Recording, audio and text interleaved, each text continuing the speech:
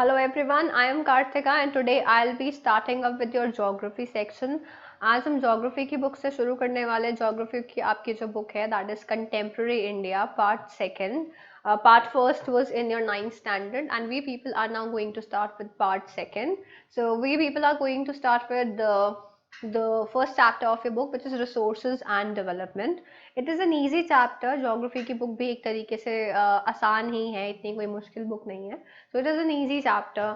It is having less of the parts ना. अगर हम बात करें हिस्ट्री की तो उसमें बहुत ज़्यादा दिया हुआ है. सो जोग्राफी की जब हम बात करते हैं जोग्राफी में क्या है कि जो भी आपको ऑब्जेक्टिव एरियाज हैं एज एन जनरल नॉलेज के हम पॉइंट ऑफ व्यू से बात करें तो वो सारा ज़्यादा रहेगा यहाँ पे. So we people are going to start with resources and development. It is one of the easy chapters of your book. So let's see. When we people talk about resources, तो resources जब हम कहते हैं as a word, आप लोगों को क्या लगता है resources का क्या मतलब होता होगा? What does the word resources mean?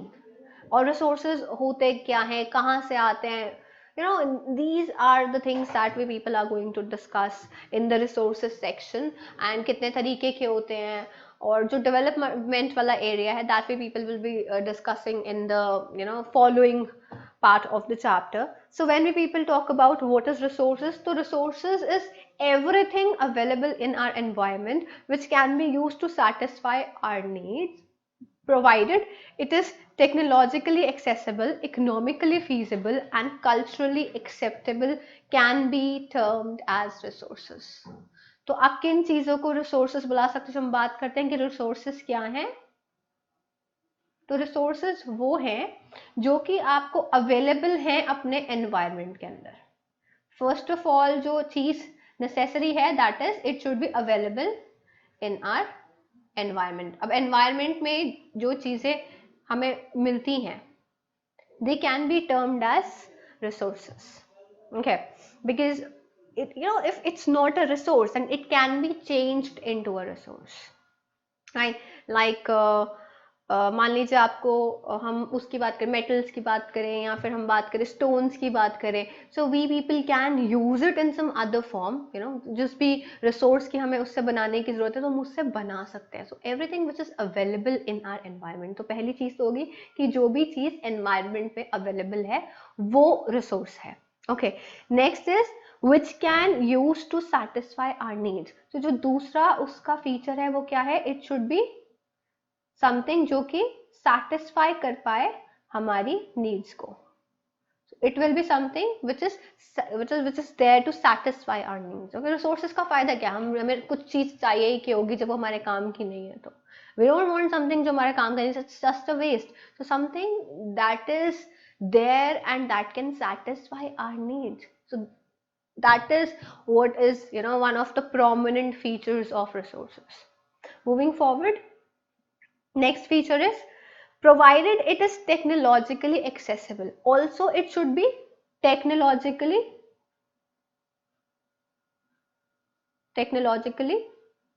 accessible, कि आप टेक्नोलॉजी को यूज करके उसे जो है निकाल सकते हैं. एक्सेसिबल होना चाहिए आपको. अगर वो मिल ही नहीं रहा है, आप उसे एक्सट्रैक्ट ही नहीं कर पा रहे हैं, so it's again I use it's of no use for you people. So technologically accessible भी होना चाहिए इसे. Next is economically feasible.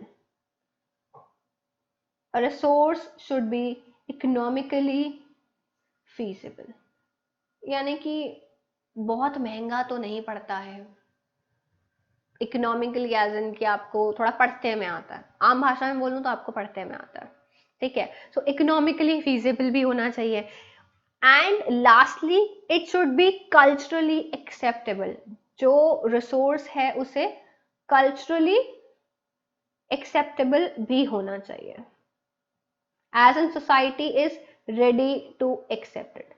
So these are the features जो कि resources up, when you people talk about resources, this is something these are the features which resources have. तो आपको as in अगर हम डेफिनेशन की बात करें, सो रिसोर्सेज का जब डेफिनेशन आता है एवरीथिंग जो भी मैंने यहाँ पर लिखा है अगर वो सब चीजें एक चीज के अंदर अवेलेबल हैं, you can term that thing as resources. So अगर अब मैं इसे क्लब कर दूं एक सेंटेंस के अंदर, एक डेफिनेशन के अंदर अगर मैं इसको डालना चाहूँ तो क्या होगा? Everything available in our environment which can be use to satisfy our needs, it is technologically accessible, economically feasible and culturally acceptable, can be termed as resources. So this is the clear definition of resources. So I have given you जो भी points resources से related है, जो भी चीजें जब हम resources की बात करते हैं, जो भी एक important features resources के होने चाहिए वो मैंने यहाँ पे enlist कर दिया. You people can pause the video and you people can write it as per your wish, or you can mark it in your book. It is given in the very first paragraph. जो है आपका जब शुरू हो रहा है ये chapter, शुरुआत में ही resources की definition दी गई है. You people can mark it as per your wish. Okay, so next in your book you people can see there's given, जब आप और resources के बारे में जब explanation यहाँ पे दिया गया है, so they have you know explained you the interdependent relationship between nature, technology and institution. किस तरीके से जो nature है, technology है और institutions जो हैं वो interdependent है, एक दूसरे पे dependent है. जितने भी ये फैक्टर्स हैं, चाहे वो टेक्नोलॉजी है, चाहे वो आपका नेचर है, चाहे वो इंस्टीट्यूशंस है, they are not independent of each other, rather they are dependent on each other. अगर हमें एक को निकालना है तो हमें दूसरे की जरूरत पड़ेगी, दूसरे को निकालना है तो तीसरे की जरूरत पड़ेगी, तीसरे को निकालना है तो पहले की जरूरत पड़ेगी.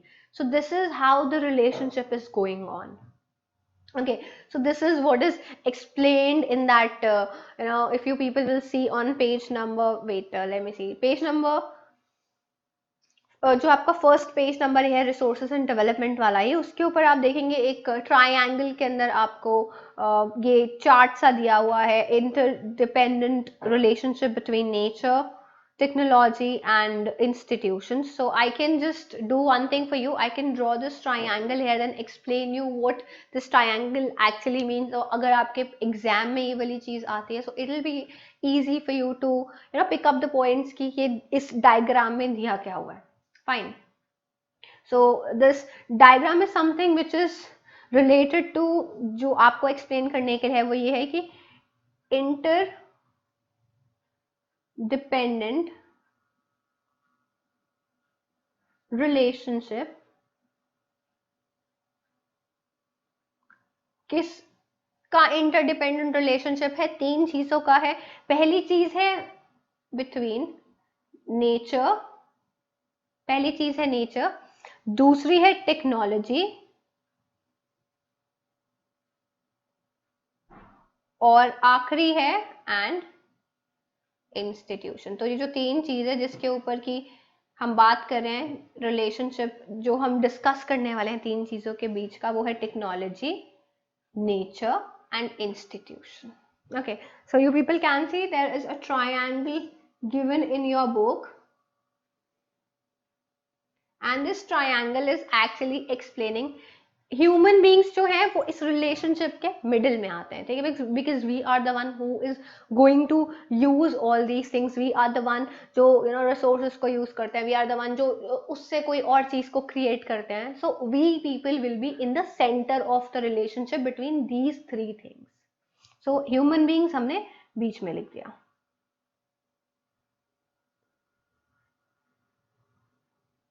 सो है ह्यूमन बींग्स जो है हमने सेंटर में लिख दिया, बिकॉज ह्यूमन बींग्स जो है अगर वो ना हो तो टेक्नोलॉजी का भी कोई वो नहीं है. Nature is there but it is of no use because there is no one to use it.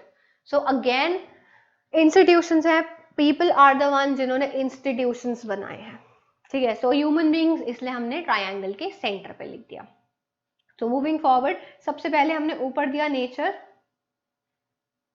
फिर हमने यहाँ नीचे की तरफ दिया टेक्नोलॉजी, फिर हमने लास्ट में यहां वाले पे दिया इंस्टीट्यूशंस. ओके, अब अगर मैं इसको एक्सप्लेन करूं तो आपकी बुक के अंदर ही दिया हुआ है. You people need to, when you people are looking at this diagram, you people should read कि इस डायग्राम के नीचे क्या दे रखा है. तो इस डायग्राम के नीचे ही बिल्कुल एक एक्सप्लेनेशन दे रखी है. I will read that thing for you, then I will explain you people कि वो क्या है. अब क्या है कि थोड़ा सा कंफ्यूजन ना हो, that's why I am stating the facts of your book so that it is easy for you people can market, you people can write the explanation regarding it.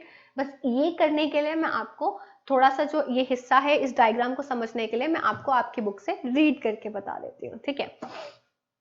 The process of transformation of things available in our environment. So अब nature की तरफ से, nature में जितनी भी चीजें हमें available है, हमारे एनवायरमेंट में जितनी भी चीजें हमें अवेलेबल हैं, उनको जब हम ट्रांसफॉर्म करते हैं, when we people try to transform it, so it is an interactive relationship। जब एक चीज को यूज करने के लिए हमें दूसरी चीज की जरूरत पड़ती है ना, तो उन दो चीजों के बीच में एक तरीके का इंटरैक्शन होता है, because one thing is kind of अधूरी है दूसरी चीज के बिना। सो अगर टेक्नोलॉजी ना हो हमारे पास, तो it will be difficult for us to extract the resources. जितने रिसोर्सेज आज हमें अवेलेबल हैं, आज की डेट में हमें अवेलेबल हैं, उतने नहीं होंगे अगर हमें उन्हें एक्सट्रैक्ट करने का तरीका ना मिले, अगर हमें उन्हें यूज करने का तरीका ना मिले, अगर हमें उन्हें एक तरीके से इस्तेमाल करने का तरीका ना मिले। So there is an interaction between these three things. इन तीन चीजों के बीच में एक इंटरैक्शन है, उस इंटरैक्शन को हम समझने की कोशिश कर रहे हैं। फाइन। तो किस तरीके से जो नेचर है, टेक्नोलॉजी है और इंस्टीट्यूशंस है, इनके बीच का क्या एक इंटरैक्टिव रिलेशनशिप है, वो हम समझने की कोशिश कर रहे हैं। So human beings interact with nature. We human beings who are at the center of this whole thing, इस प्रोसेस के सेंटर पे हम लोग हैं, because obviously we are the one जिनको रिसोर्सेज की जरूरत है। सो हम लोग सेंटर पे, ह्यूमन बींग्स क्या करते हैं, वो नेचर के साथ इंटरैक्ट करते हैं। So human beings are the one जो नेचर के साथ इंटरैक्ट कर रहे हैं। Okay, next, through technology. किसके जरिए हम नेचर के साथ इंटरैक्शन कर रहे हैं, टेक्नोलॉजी के जरिए हम इंटरैक्शन कर रहे हैं। हमें एक मीडियम चाहिए होगा नेचर के साथ इंटरैक्ट करने का, तो वो जरिया क्या बनेगा, वो जरिया बनेगा टेक्नोलॉजी, ठीक है। And lastly, and create institution to accelerate their economic development. So हमें इंस्टीट्यूशंस की जरूरत क्यों पड़ती है, इकोनॉमिक डेवलपमेंट को एक्सेलरेट करने के लिए। To achieve economic development we people need to create institutions. तो यू पीपल कैन सी किस तरीके का ये जो है यहाँ पे एक इंटरैक्शन चल रहा है। Human beings are this in the centre of this triangle. ये एक ट्रायंगुलर रिलेशनशिप है, तीन चीजों की हम यहाँ पे बात करते हैं। पहली चीज है नेचर, दूसरी चीज है टेक्नोलॉजी, तीसरी चीज है इंस्टीट्यूशन।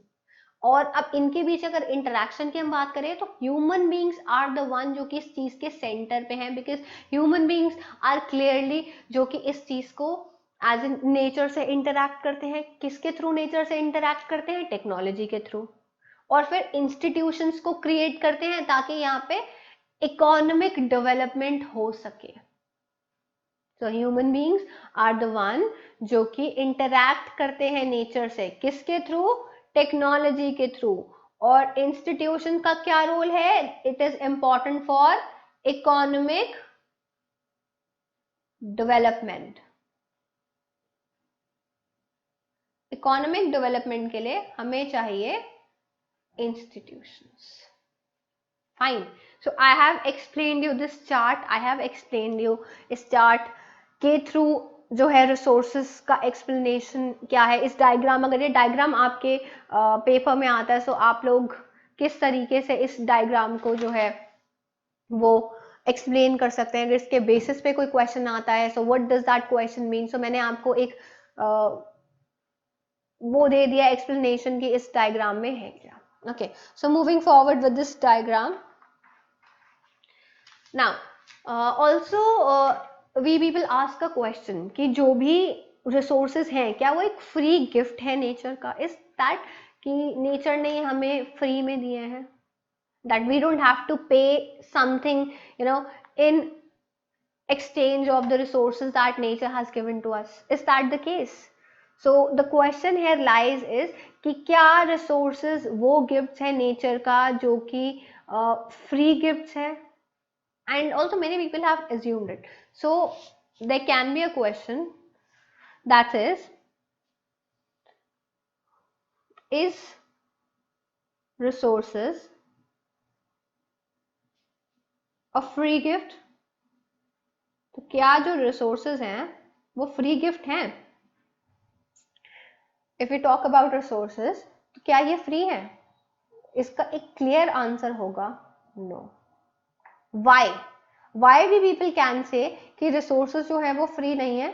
क्योंकि जो रिसोर्सेज है, पहली बात तो वो human activities, you know, it is result of human activities, it is result of human functions. जो भी हम लोग करते हैं उसकी वजह से रिसोर्सेज जो हैं वो एक तरीके का क्रिएट होते हैं एनवायरनमेंट के अंदर। So resources are a function of human activities.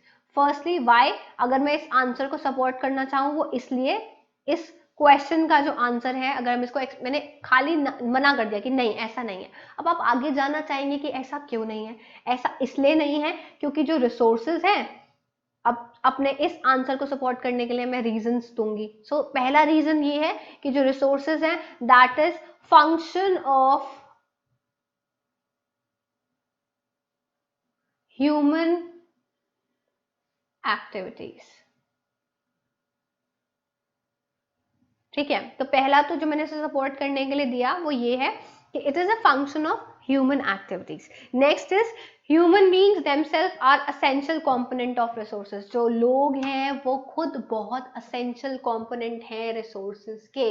If we people are not there, resources for sure are a waste, because there will be no one to use it. जब किसी चीज को इस्तेमाल करने के लिए कोई चीज है हमारे पास but we are not using it, it's next to waste. Might भी वो काम आ सकती है, बट द थिंग इज कि जब उसको काम में लाने वाला कोई है ही नहीं, तो वो एक तरीके से तो वेस्ट हुई ना। It is there but there is no one to use it. So human beings therefore, इस वजह से ह्यूमन बींग्स जो है वो एक बहुत ही असेंशियल कंपोनेंट है रिसोर्सेज का। तो नेक्स्ट रीजन क्या है? That human beings are essential components of resources।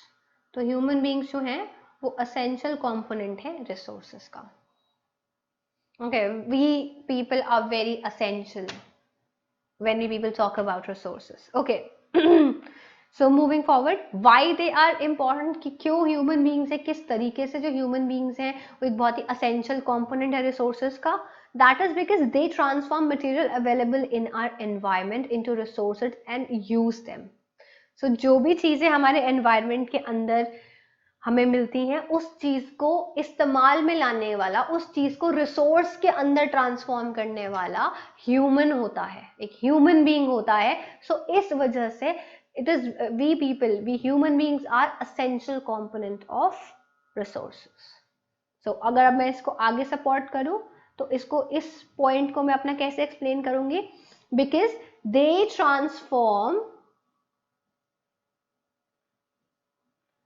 transform material available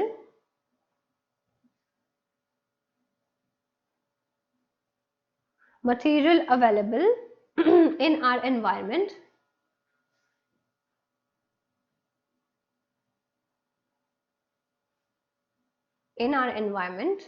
into resources and use them। तो दो काम जो ह्यूमन बीइंग कर रहे हैं जिसकी वजह से वो एक बहुत इंपॉर्टेंट रोल यहाँ पे प्ले करे रिसोर्सेज के टुवर्ड्स, वो ये है कि जो भी मटेरियल हमें एनवायरनमेंट के अंदर मिलता है उसको ट्रांसफॉर्म करते हैं ह्यूमन बीइंग्स इनटू रिसोर्सेस और उसके बाद उसे इस्तेमाल में लेकर आते हैं। तो ये तीन चीजें ह्यूमन बीइंग करते हैं, इसलिए हम कह सकते हैं कि resources, when people are answering कि रिसोर्सेज फ्री हैं या नहीं है, so this is the reason. So are resources free? क्या रिसोर्सेज जो हैं वो फ्री हैं? तो resources are not free because they are something which is the result of the function of human activities। again, human beings are essential components of resources because they transform material available in our environment into resources and use them। okay, moving forward, resources जो हैं उनको when we people talk about resources, तो resources को categorise किया जा सकता है, उनको कैटेगरीज में डाला जा सकता है, उनको क्लासिफाई किया जा सकता है। ओके, सो रिसोर्सेज को क्लासिफाई किया जा सकता है काफी तरीकों में। सो काफी तरीके क्या हैं? First is on the basis of its origin, कि वो आए कहां से हैं। ओके, तो उनका ओरिजिन के बेसिस पे हम उनको जो है पहला तरीका है उन्हें क्लासिफाई कर सकते हैं। नेक्स्ट तरीका है on the basis of their exhaustibility. Okay, as in कि ये खत्म हो सकते हैं या दोबारा से इनको पैदा किया जा सकता है या नहीं किया जा सकता, तो रेन्यूएबल नॉन रेन्यूएबल के अंदर हम इन्हें क्लासिफाई कर सकते हैं। सो दूसरा क्या हो गया? On the basis of their exhaustibility, उनके खत्म होने के क्राइटेरिया के बेसिस पे हम उनको डाल सकते हैं, क्लासिफाई कर सकते हैं। तीसरा हो गया on the basis of ownership. अब इसको हम इनके ओनरशिप के बेसिस के ऊपर भी क्लासिफाई कर सकते हैं, whether the resources are individually there और they are on the basis of community. क्या ये रिसोर्सेज जो है वो कम्युनिटी के हैं या फिर ये एक इंडिविजुअल को बिलोंग करते हैं, उसके बेसिस पे भी हम इनको क्लासिफाई कर सकते हैं। Fourth will be on the basis of status of development. Now we people can also classify them on the basis of development, which can be potential, developed stock or reserves. So these are some things जिनके basis के ऊपर हम यहाँ पे resources को classify कर सकते हैं. So while talking about resources, I'll just turn the page and I'll come back to this page. Why? Because I am going to create another table जिसके अंदर मैं आपको पूरा का पूरा एक चार्ट दूंगी रिसोर्सेज से रिलेटेड, ठीक है। सो हम टॉप के ऊपर यहाँ पे लिखते हैं resources, you people can C in your book. Okay, मैं ये उसी के रेफरेंस में आपको चार्ट दे रही हूँ रिसोर्सेज का। Fine, so resources is something जो कि टॉप पे रहेगा हमारे पूरे चार्ट में। अब हमने क्या कहा था कि रिसोर्सेज को जो है वो क्लासिफाई किया जाता है, तो रिसोर्सेज को क्लासिफाई करने के लिए आई will just make the table. पहले तो रिसोर्सेज क्या हो सकते हैं? नेचुरल, और दूसरा ह्यूमन एक्टिविटी का रिजल्ट। ओके, सो पहले में हम क्या लिखेंगे? Either resources are created naturally, so हम इसे क्या लिखेंगे यहाँ पे? नेचुरल, और either it is a result of human activities. तो मैंने दूसरे उस पर लिख दिया ह्यूमन। पहले में मैंने क्या लिखा? नेचुरल, और दूसरे में मैंने क्या लिखा? ह्यूमन। ओके, अब अगर मैं बात करूं कि ये नेचुरली क्रिएट किए जा रहे हैं, तो इनको हम कैटेगराइज फर्दर कर सकते हैं। इनको मैंने फर्दर कैटेगराइज किसमें किया? रेन्यूएबल के अंदर, कि क्या ये रिन्यू किए जा सकते हैं, और दूसरी कैटेगरी में ऐसे दूंगी नॉन रेन्यूएबल की। तो पहली कैटेगरी कौन सी हो गई? रेन्यूएबल, और दूसरी कैटेगरी कौन सी हो गई? Non renewable, because they can not be renewed. तो दूसरी कैटेगरी होगी non renewable. Fine, moving forward, अगर हम बात करते हैं रेन्यूएबल रिसोर्सेज की, तो जो रेन्यूएबल रिसोर्सेज होते हैं हमारे, वो किस प्रकार होते हैं, किस तरीके के होते हैं वो? अगेन ये दो तरीके के होते हैं। I just write down for you people. पहले रहेंगे कॉन्टिन्यूअस, ओके, और इसका कॉन्टिन्यूअस फ्लो जिनका रहता है, जो कि हमें मिलते रहते हैं, उसका अगर आप एग्जाम्पल देखें तो इसका एग्जाम्पल होता है विंड, ठीक है, हवा, या इसका एग्जाम्पल हो सकता है पानी, वाटर। ओके, और नेक्स्ट जो इसका है वो हो जाएगा बायोलॉजिकल, ठीक है, बायोलॉजिकल। तो जब हम बात करते हैं बायोलॉजिकल की, तो बायोलॉजिकल जो है वो फर्दर दो कैटेगरीज के अंदर आप इसको डाल सकते हो। कौन सी दो कैटेगरीज के आप इनको डाल सकते हो अंडर? एक डाल सकते हो नेचुरल, और दूसरे में आप डाल सकते हो वाइल्ड लाइफ, ठीक है। अब नेचुरल के अंडर जो है वो आते हैं आपके वेजिटेशन, फॉरेस्ट, और वाइल्ड लाइफ तो आपको पता ही है हम किसकी बात कर रहे हैं? जानवरों की बात कर रहे हैं। सो नेचुरल के अंडर आप किसको डाल सकते हो? वेजिटेशन, वेजिटेशन को डाल सकते हो आप, जैसे कि forest. I just take the page up so you people can see the whole chart. तो आप इसके अंदर फॉरेस्ट को डाल सकते हो। तो ये तो था हमारा नेचुरल के अंदर जब हम बात कर रहे हैं रेन्यूएबल रिसोर्सेज की। मैंने पहले रेन्यूएबल रिसोर्सेज को एक्सप्लेन किया है पूरे के पूरे चार्ट के अंदर। Now I will be explaining you कि जो नॉन रेन्यूएबल रिसोर्सेज है उनके अंडर क्या आता है। तो जब हम नॉन रेन्यूएबल रिसोर्सेज की बात करें तो उनके चार्ट के अंदर जो चीजें आती हैं वो है, पहली जो चीज हम उसके अंदर डालेंगे, अब इसको भी हम दो कैटेगरीज के अंदर डिवाइड कर देती हूँ मैं। पहली कैटेगरी जो इसके अंदर आएगी नॉन रेन्यूएबल रिसोर्सेज के अंदर, वो आएगी रिसाइकलेबल, जो रिसाइकल चीजें हो सकती हैं, यानी कि आप नॉन रेन्यूएबल कुछ चीजें ऐसी हैं जिनको आप रिसाइकल कर सकते हो। They can not be renewed but they can be recycled. Okay, so पहले में क्या आ गया, रिसाइकल्ड। तो रिसाइकल्ड के अंडर क्या कौन कौन सी चीजें, एग्जाम्पल जैसे कि मेटल्स, इसका एग्जाम्पल क्या बनेगा, मेटल। ओके, मूविंग फॉरवर्ड, अब चाहे मैं नॉन रिसाइकलेबल, कुछ चीजें ऐसी है जो रिसाइकल नहीं हो सकती and they are exhaustible, they are something जो कि खत्म हो जाएगा। So we have to use it with very in a very careful manner. तो हमें इन्हें बहुत तरीके से इस्तेमाल करना पड़ेगा, we have to use it in a very careful manner. So वो कौन सी चीजें हैं, वो है non recyclable. So next category आएगी इसके अंदर जिसको आप रिसाइकल नहीं कर सकते। तो नॉन रिसाइकलेबल वो चीजें रहेंगी आपकी, एग्जाम्पल अगर मैं ऐसी चीज का दूं तो वो बनेगा fossil fuels. Fossil fuels are something जिनको आप रिसाइकल नहीं कर सकते, ये रिसाइकल नहीं हो सकती। ओके, सो ये था पूरा नॉन रेन्यूएबल। जब मैं बात करूँ दो चीजें आती है इसके अंदर, एक आता है रिसाइकल, इन जिन चीजों को किया जा सकता है, फॉर एग्जाम्पल मेटल्स, और दूसरा है नॉन साइकलेबल यानी कि fossil fuels. What we people are going to what we people are trying to see in this chart is that किस तरीके के जो हैं वो रिसोर्सेज होते हैं। नेचुरल हैं तो नेचुरल की दो कैटेगरीज आगे से बनती हैं। ओके, और अब मैं ह्यूमन का भी पहले मैं ये चार्ट पूरा कर ही देती हूँ आप लोगों के साथ, उसके बाद हम इस चार्ट को एक्सप्लेन करेंगे। ओके, सो ह्यूमन एक्टिविटीज की जब मैं बात कर रही हूँ तो ये इसमें दो चीजें आती हैं। सो इन दो चीजों को जब मैं रिसोर्सेज व्हेन वी पीपल से इट इज ह्यूमन बेस्ड, तो उन पे जो दो चीजें आती हैं, तो पहला आएगा structures and institutions. Structures and institutions. So this is something, these resources are something which is, जो इन resources को यूज में लाने वाला, लेके आने वाला कौन है, human being. Institutions, structures, they were never available in our natural environment. It is something which is created by humans. Okay, so that therefore structures, और पहला जो हमने कैटेगराइज किया ह्यूमन रिसोर्सेज को, वो हो गए स्ट्रक्चर्स एंड इंस्टीट्यूशन।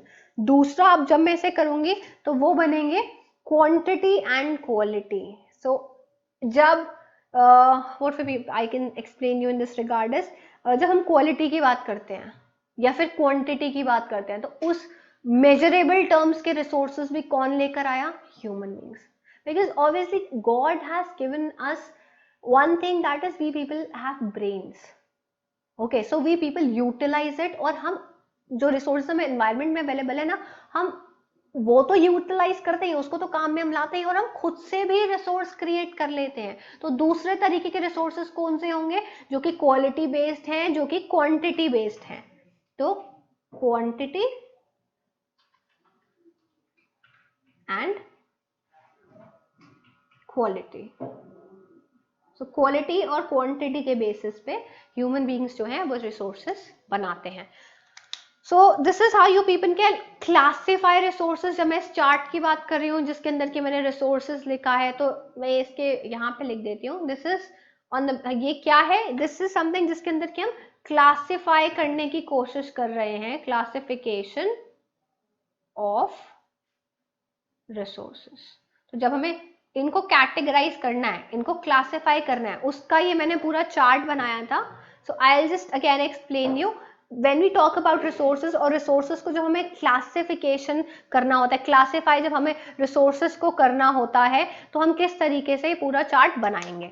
तो रिसोर्सेज मैंने सेंटर में लिया, नेक्स्ट मैंने इसको कैटेगराइज किया नेचुरल टर्म्स के अंदर, और नेक्स्ट मैंने इसे कैटेगराइज किया ह्यूमन टर्म्स के ऊपर। तो अब हम पहले दो इसकी कैटेगरीज को मैंने बांट दिया, तो पहली जो हम कैटेगरी डिस्कस करेंगे वो है नेचुरल रिसोर्सेज। तो जो नेचुरल रिसोर्सेज होते हैं वो रेन्यूएबल और नॉन रेन्यूएबल होते हैं। ओके, रेन्यूएबल की बात करूं तो वो रिसोर्सेज जो कि कॉन्टिन्यूअस हैं, जैसे कि विंड, वाटर, ओके, और दूसरे तरीके के कौन से हैं, बायोलॉजिकल। अब बायोलॉजिकल कौन से वाले हैं, इनकी अगेन दो कैटेगरीज हैं, पहला है नेचुरल और दूसरा है वाइल्ड लाइफ। तो natural vegetation based, wild life animal based. Okay, moving forward, ये था रेन्यूएबल वाला पूरा चार्ट, ठीक है, रेन्यूएबल जो नेचुरल रिसोर्सेज होते हैं उनके बारे में। अब हम क्या देखेंगे, नॉन रेन्यूएबल, जिसके अंदर की हम बात करते हैं, दो तरीके के होते हैं नॉन रेन्यूएबल। अगर हम क्लासिफाई करना चाहें इनको रिसोर्सेज को, नॉन रेन्यूएबल रिसोर्सेज को, तो ये दो तरीके के होते हैं। पहले कौन से होते हैं, पहले होते हैं रिसाइकिल्ड, जिनको कि रिसाइकिल किया जा सकता है, जिनको दोबारा से इस्तेमाल में लाया जा सकता है, वो वाले रिसोर्सेज। तो इनका एग्जाम्पल क्या है, मेटल। और नॉन रिसाइकलेबल वो हो गए जिनको दोबारा से यूज में नहीं लाया जा सकता, दे आर एग्जॉस्टेबल, ये खत्म हो सकते हैं। तो इनका एग्जाम्पल क्या बनेगा, fossil fuels. Moving forward to human based resources, अगर ह्यूमन जो नेक्स्ट कैटेगरी, पहले हमने नेचुरल डिस्कस कर ली, अब हम ह्यूमन वाली कैटेगरी डिस्कस करेंगे। तो अब दूसरा वाला कौन सा कैटेगरी के अंदर जो आता है वो पहला रहेगा स्ट्रक्चर्स एंड इंस्टीट्यूशंस। तो हम उनकी बात कर रहे हैं जो भी इंस्टीट्यूशंस और स्ट्रक्चर्स लोगों ने, आदमियों ने, ह्यूमन बींग्स ने क्रिएट किए हैं, ये नेचर में अवेलेबल नहीं थे, this is a result of human beings, so that is why people classify them as human based resources. और दूसरा है क्वांटिटी और क्वालिटी बेस्ड रिसोर्सेज। तो this is how we people are going to classify it. मैं अब एक I just ये register जो है मेरा, मैं एक बार इसको आपको दिखा देती हूँ। ये रहा रिसोर्सेज, और उसको जिस तरीके से मैंने चार्ट को बनाया, you people can see this chart, okay. और next is this is how the whole chart looks, you people can see। ये पूरा चार्ट है क्लासिफिकेशन जब हम करते हैं रिसोर्सेज के, उसके बेसिस के ऊपर। सो दिस इज समथिंग जो हम रिसोर्सेज को जब कैटेगराइज करते हैं तो किस तरीके से हम इन्हें कैटेगराइज करते हैं, you people can C.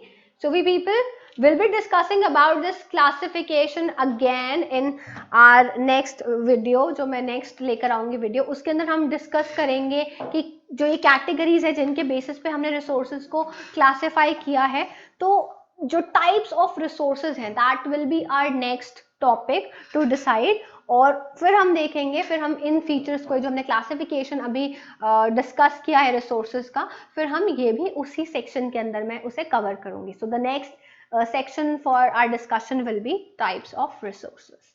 So this is all for today's video. Thank you everyone.